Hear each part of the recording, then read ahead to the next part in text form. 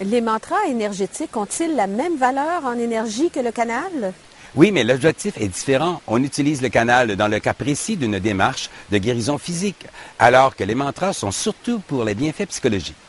Comme l'énergie des mantras passe par le système respiratoire et elle se loge dans les poumons pour remplacer le négatif de l'attitude aussi bien identifié. Ces effets thérapeutiques sont psychologiques. Cependant, dans le cas d'une démarche de guérison pulmonaire ou tout autre élément relié au système respiratoire, je conseille d'utiliser les mantras. Dans le cas d'un problème pulmonaire, quelle est l'énergie à utiliser? Je ferai le mantra suivant.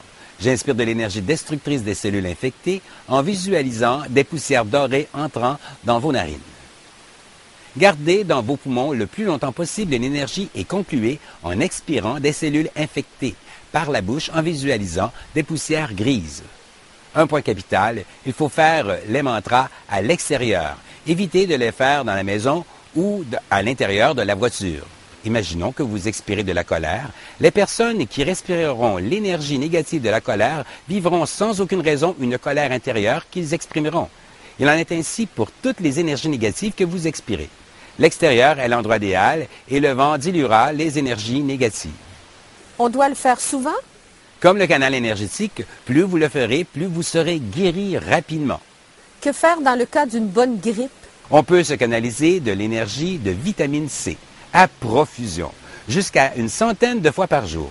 Dans le cas de maux de gorge qui sont souvent liés à la grippe, je ferai des mantras d'énergie de miel pour adoucir les cordes vocales et j'expirerai l'irritation. On peut le faire aussi souvent que l'on veut et pour tous les éléments que l'on veut améliorer ou changer sur son plan santé. C'est juste.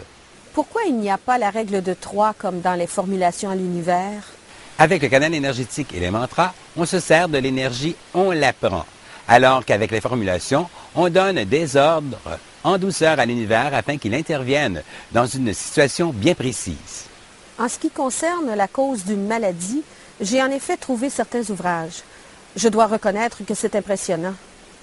Je n'aurais jamais pensé que les incommodités de la vie donnaient autant de répercussions sur notre santé physique. J'insiste sur ce point. Il est impératif de connaître la cause d'une maladie pour en guérir. Bien sûr, il faut faire la démarche suggérée par l'auteur et passer à l'action. Vous avez aussi parlé de transmutation. Je n'ai pas bien saisi. La transmutation n'a rien à voir avec l'auto-guérison. C'est une façon d'utiliser l'énergie dans des situations précises comme je l'ai expliqué. Le poids des paquets ou des meubles, les calories et surtout dans les commérages. Les résultats de la transmutation ont des effets pour les deux parties. Celui qui en est la victime de ragots et le débiteur qui émet de tels commérages. Si une telle situation a eu lieu il y a plusieurs années, peut-on le faire quand même?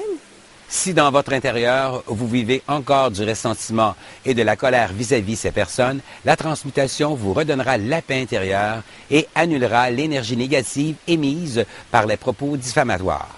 Vous avez raison. Je l'ai fait et je vous certifie que j'ai vite retrouvé ma sérénité. Vous avez des outils merveilleux pour contrôler votre santé physique et psychologique.